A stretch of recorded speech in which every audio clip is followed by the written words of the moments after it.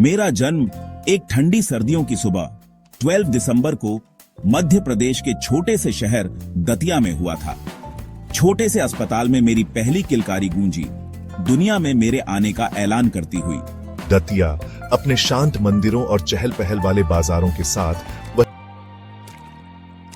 आनंद कुशवाहा एक छोटे शहर का लड़का था, बड़े सपनों वाला। वो मध्य प्रदेश के दतिया शहर से था। वहां जिंदगी सिंपल थी। गलियों में खाने की खुशबू और बच्चों के खेलने की आवाजें गूंजती रहती थीं। आनंद का बचपन खुशहाल था। वो चाचा नेहरू शिशु मंदिर स्कूल में पढ़ता था। पढ़ाई में बहुत तेज था। वो हमेशा कुछ नया सीखने के लिए उत्सुक रहता था। दतिया में जिंदगी आरामदायक थी, सब कुछ जाना पहचाना था। लेकिन आनंद जानता था कि बाहर एक बड़ी दुनिया है, एक दुनिया जो उसके एक्सप्लोर करने का इंतजार कर रही है। वो कुछ और चाहता था। उसे क्या पता था कि जिंदगी का उसके लिए एक प्लान है, एक ऐसा सफर जो उसे खुद को खोजने की राह पर ले जाएगा, एक सफर जो हंसी, दोस्ती और गम से भरा होगा। 12वीं के बाद आनंद एक दौराहे पर खड़ा था।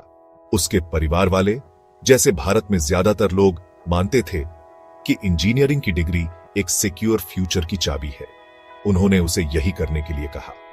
आनंद ने अपने परिवार की बात मानी। उसने उनके सपनों का सम्मान करने का फैसला किया। उसने श्री रावतपुरा सरकार इंस्टीट्यूशन में B.Tech में एडमिशन लिया। आनंद ने इंजीनियरिंग करने का फैसला किया। टेक्नोलॉजी की दुनिया अपने लगातार बदलते परिदृश्य के साथ उसे आकर्षित करती थी। उसने खुद को एक इंजीनियर के रूप में देखा, जो नवाचार और प्रगति के बीच पुल का निर्माण कर रहा है। दतिया छोड़कर कॉलेज जाना आनंद की जिंदगी का टर्निंग पॉइंट था। वो पहली बार घर से दूर जा रहा था। वो अनजान रास्तों पर चल रहा था। नई शुरुआत का सोच उसे एक्साइटेड भी कर रहा था और डरा भी रहा था। वो जानता था कि यह नया चैप्टर उसके फ्यूचर को शेप देगा। कॉलेज लाइफ नए एक्सपीरियंसेस से भरी थी। आनंद जल्दी ही अपने नए माहौल में ढल गया। उसने अपनी पढ़ाई में पूरी मेहनत से जुट गया। उसे कुछ ऐसा मिला जिसकी उसने उम्मीद नहीं की थी, फिल्म मेकिंग का शौक। इसी दौरान उसकी मुलाकात रविंद्र से हुई। रविंद्र सिर्फ एक दोस्त नहीं बना, वो उसका भाई बन गया। दोनों एक दूसरे के बिना अधूरे थे। रविंद्र को कैमरा चलाने का नेचुरल टैलेंट था। आनंद अपनी एनर्जी के साथ कैमरे के सामने नेचुरल था। उन्होंने साथ में छोटे फनी वीडियोस बनाना शुरू कर दिया। वो अपने वीडियोस टिकटॉक पर डालते थे। उनके वीडियोस इंस्टेंटली हिट हो गए। उनकी मस्ती लोगों को पसंद आने लगी। वो कॉलेज के सेलिब्रिटी बन गए।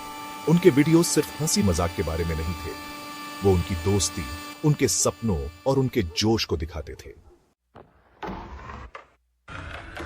जैसे ही आनंद और रविंद्र अपने टिकटॉक सक्सेस का मजा ले रहे थे, दुनिया रुक गई। कोविड-19 पैंडेमिक पूरी दुनिया में फैल गया, उनकी जिंदगी पर एक साया डाल गया। कॉलेज बंद हो गया, स्टूडेंट्स को घर भेज दिया गया। यह जुदाई उनकी दोस्ती के लिए मुश्किल थी। कभी चहल पहल वाला कैंपस अब सुनसान था। हंसी मजाक की जगह एक अजीब सी खामोशी छा गई थी।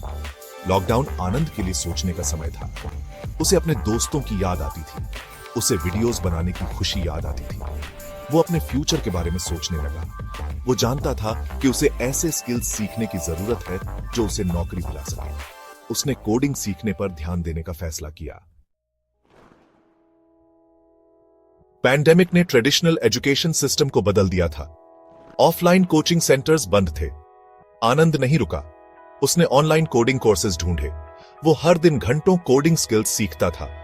वो जानता था कि पैंडेमिक के बाद डिजिटल लिटरेसी बहुत जरूरी होगी। ज्ञान की तलाश उसे ग्वालियर ले गई। ग्वालियर अपने इतिहास और कल्चर के साथ पॉसिबिलिटीज से भरा शहर था।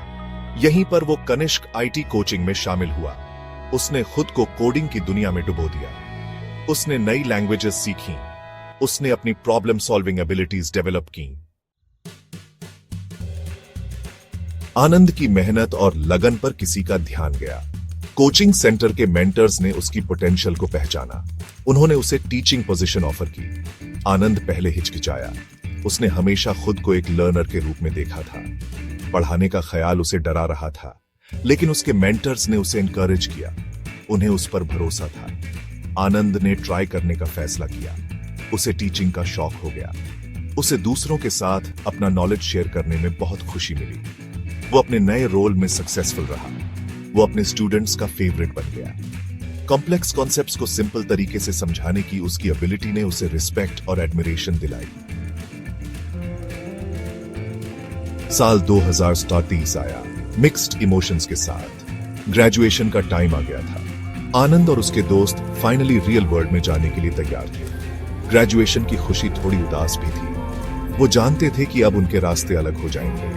आंसू बहे, संपर्क में रहने के वादे किए गए। आनंद को दिल्ली में एक जिगरटेल में नौकरी मिल गई। दिल्ली अपॉर्चुनिटीज से भरा शहर उसे बुला रहा था। वो अपना करियर शुरू करने के लिए एक्साइटेड था। वो दिल्ली इंडिया की कैपिटल है। ये एक बहुत बड़ा सिटी है। मैं अपनी न्यू लाइफ शुरू करने के लिए नर्वस और एक्साइटेड था। दिल्ली अलग अलग कल्चर्स का मेल है। पूरे इंडिया के लोग यहाँ रहते हैं।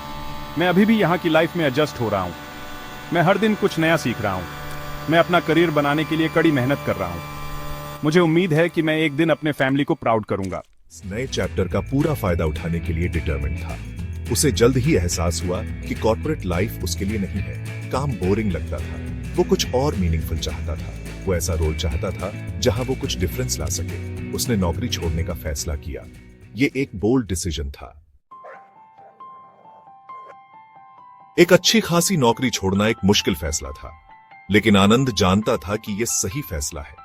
उसने आगे पढ़ाई करने का फैसला किया। वो टेक्नोलॉजी की दुनिया में और गहराई तक जाना चाहता था। वो अपने स्किल्स का इस्तेमाल करके कुछ इनोवेटिव बनाना चाहता था, कुछ ऐसा जो समाज के लिए फायदेमंद हो। वो जानता था कि आगे का रास्ता आसान नहीं होगा, लेकिन वो अपना रास्ता खुद बनाने के लिए तैयार था। वो आगे आने वाली चुनौतियों का सामना करने के लिए तैयार था। वो एक नए पर्पस से ड्रिवन था।